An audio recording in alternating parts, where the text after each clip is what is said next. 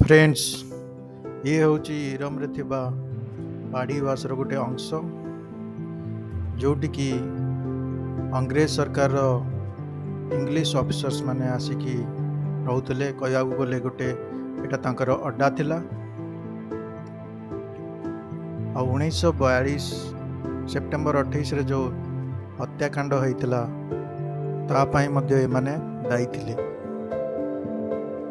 एही हत्याकांड रे 29 जन शहीद हो जाइतिले। तांको मध्यरु जणे नारी थिले तांको ना परिबेवा। आपण माने देखि पारथिबे एही उवासटी एबे भग्न अवस्था रे अछि। ए उवास पाखକୁ ଯିବା ପାଇଁ ମଧ୍ୟ लोके एबे डरुचंती, केतेबेले भांगी जाई पारे।